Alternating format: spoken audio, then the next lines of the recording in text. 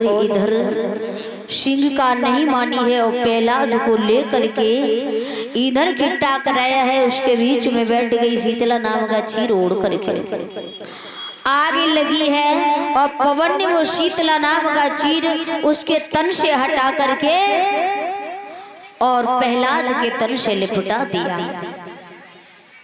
जब लिपटा दिया है तो प्रहलाद बच गए और वो सिंह का जल गई है। और जैसी सिंह का जली है तो इधर लपट ऊपर को गई है तो देवता बड़े प्रसन्न होने लगे, बड़े खुश होने लगे। उन्होंने फूलों को वर्षाना चालू कर दिया, फूलों की वर्षा कर दी है और एक दूसरे में गुलाल लगा करके जश्न मनाने लगे, बहुत खुशी मनाने लगे। तो इधर प्रहलाद तो बच गए हैं और इधर जो राक्षस थे उन्हें बड़ा क्रोध आया। सोचा हमारा एक इंसान खत्म हो गया और इनके लिए खुशी चढ़ी है। गुस्सा में आकर के जो हाथ में मिला वही मारना चालू कर दिया। कीचड़ मिल गई, कीचड़ मारना चालू कर दिया। पत्थर मिल गया, पत्थर मारना चालू कर दिया। और अगर गोबर मिल गया तो गोबर भी मारना चालू कर दिया। भैया अगर किसी का इंसान खत्म हो जाए सामान्य तुम धारे की डीजे बजाइए तो बड़ा गुस्सा आता है। वैसे ही उन्हें बहुत गुस्सा आया है और उसी दिन से ये होली का त्योहार मनाने लगे। सिंह का जल करके राख हुई है।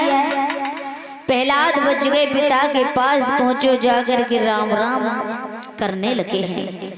तो ये होली का त्योहार उसी दिन से मनाने लगे हैं। कहते हैं कि जो देवी और देवता होते हैं वो आज भी रंग और गुलाल की होली खेलते हैं, आज भी रंग और गुलाल की होली खेलते हैं। और जो राक्षस होते हैं वो सारे गांव की नालियां साफ कर देते हैं। तो माता बहनों भाई बंधुओं से कहना है कि कोई राक्षस ना बने और सब देवी देवता बन करके रंग और गुलाल की ही होली खेलें, क्योंकि पक्की पहचान है।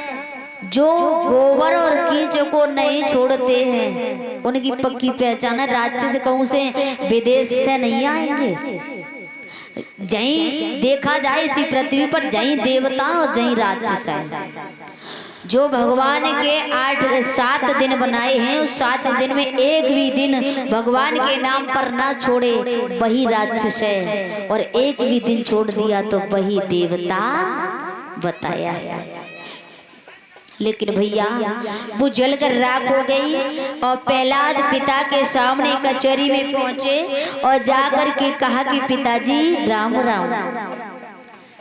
हिरण्यकश्यप ने देखा ये तो दुष्ट फिर आ गया, ये क्यों नहीं मरता है। उसी समय खम्भे को गर्म कराया है और जब खम्भा गर्म कराया, खम्भे को गर्म करा के कहा कि अरे दोस्त अब देखता हूँ तेरा कहाँ बचाने वाला, लिपट जाए इस खम्भे से।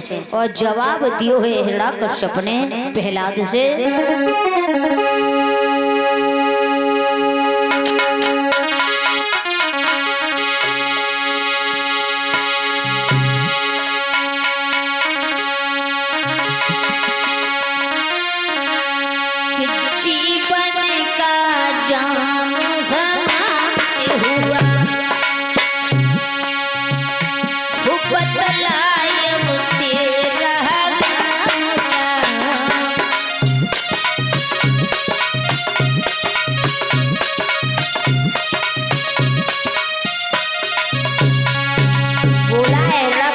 पहला से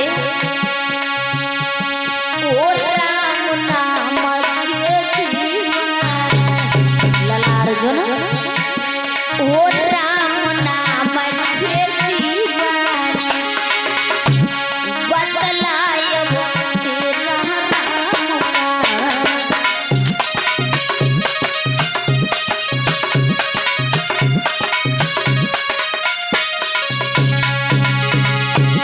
जैसी पूछा है तेरा राम कहाँ है और अब तक तुझे बचाया तो अब देखता हूँ कैसे आके बचाएगा।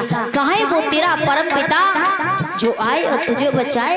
प्रहलाद बोले पिताजी कैसी बातें कर रहे हो, कहाँ बुद्धि खोए बैठे हो और क्यों इतना अहंकार खुद के ऊपर कर रहे हो पिताजी।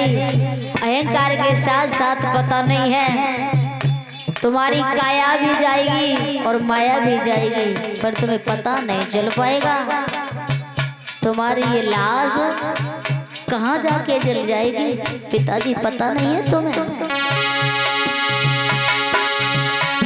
बोले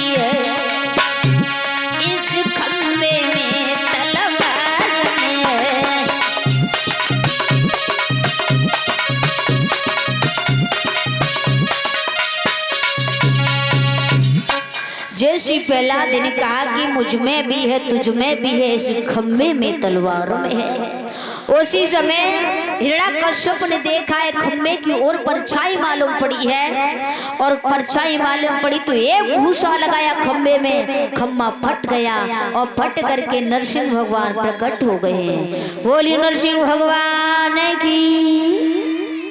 नरसिंह भगवान प्रकट हुए हैं, सामने आए।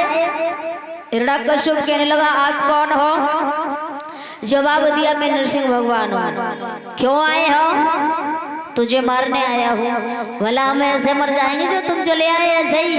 बोले कैसे मरोगे? जवाब दिया मुझे वरदान लगे हुए हैं। दोनों में युद्ध हुआ है, और युद्ध होने के बाद नरसिंह भगवान ने और हिरण्याकश्यप को उठाया है। मैल की जो दैली बनी हुई थी उस दैली पर ला के रख लिया, घुटनों पर लिटा लिया। कहा अब तेरे वरदान कौन कौन से हैं बता। तो उसने बताया कि वरदान मुझे लगे हुए हैं, ना ही मैं ऊपर मरूं ना ही नीचे मरूं। जवाब दियो ना है तू ऊपर है ना है तू नीचे, देख ले मेरे घुटनों पे लेटो है। फिर जवाब दिया ना मैं भीतर मरूं ना बाहर मरूं, देख ले आँखें खोल कर, ना भीतर है ना बाहर है, बीच महल की देली पर है। जवाब दियो है ना मैं नर से मरूं ना नारी से। बोले ना मैं नर हूं ना नारी हूं, देख ले शरीर मेरे मनुष्य का है और सिर मेरे शेर का है। जवाब दिया मैं 12 महीनों के अंदर ना मरूं। उन्होंने कहा अगर ऐसी बात है 12 महीनों के अंदर नहीं मरना चाहता है तो कोई बात नहीं है। उन्होंने 1 महीना अलग से बना दिया, जिसे आज भी कहते हैं लौंद का महीना बना दिया। उसके बाद कहा कि मैं ना रात में मरूं ना दिन में मरूं। बोले ना रात है ना दिन है, देख ले संध्या का वक्त है। वरदान पूरे कर दिए। कहा ना मैं अस्त्र से मरूं ना शस्त्र से मरूं। बोले ना मेरे पास अस्त्र है ना शस्त्र है, देख ले मेरे नाखून है और इन नाखून से तेरे पेट को फाड़ूंगा। सारे वरदान ब्रह्मा जी के पूरे किए हैं, और पूरे वरदान करने के बाद उसके पेट को फाड़ दिया है। लेकिन भगवान विष्णु की आत्मा को शांति नहीं मिली, बहुत क्रोध आने लगा है। पर याद रखना नारद मुनि ने देखो है कि भगवान विष्णु बहुत क्रोध में हैं, और यदि ऐसे इतना क्रोध दिखाएंगे तो न जाने क्या से क्या हो जाएगा। इतना क्रोध दिखाएंगे त्रिलोकीनाथ तो महाप्रलय हो जाएगी, सृष्टि जल जाएगी।